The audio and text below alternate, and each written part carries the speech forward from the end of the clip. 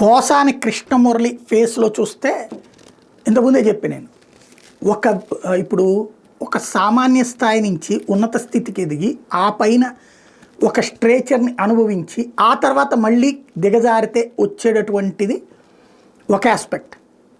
అది ఇప్పుడు పోసాని ఫేస్ చేస్తుంది. ఒక సామాన్యుడైనటువంటి వ్యక్తి సినిమా నటుడిగా అతని ఆహార్యం అతని నటనా సామర్థ్యంతో ఎదిగాడు. అయితే రాజకీయాల్లోకి రావడం వల్ల నష్టపోయాడు.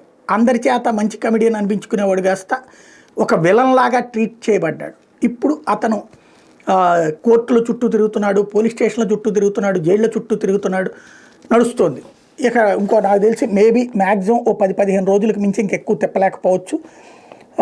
బెయిల్ రావచ్చును ఇప్పటికే వచ్చిన బెయిళ్ళు వీటితో పోల్చుకుంటే కనుక.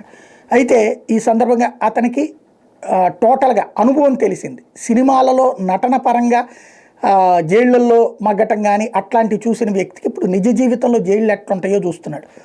ఫేస్ చూస్తే మనిషి తాజాగా కోర్టుకి ఇక్కడికి వచ్చినటువంటి సందర్భంలో గుంటూరుకి తీసుకొచ్చినటువంటి సందర్భంలో కొన్ని ఫోటోలు చూస్తుంటే ఫేస్ అంతా కూడా వాడిపోయి లంకణాలు చేసినప్పుడు, అంటే బాగా మనకి ఏ టైఫాయిడ్ లాంటి జ్వరమో మలేరియా లాంటి జ్వరం వచ్చి భోజనం చేయకుండా ఉన్నప్పుడు ఎట్లాంటి ఫేస్ ఉంటుందో అట్లాగుంది అతను. ఎందుకు ఇప్పటికీ తిప్పుతానే ఉన్నారు. సరైన భోజనం లేదు, సరైన నిద్ర లేదు, సరైన తిండి లేదు. ఆ సఫరింగ్ అన్నటువంటి ఫేస్లో కనబడుతుంది.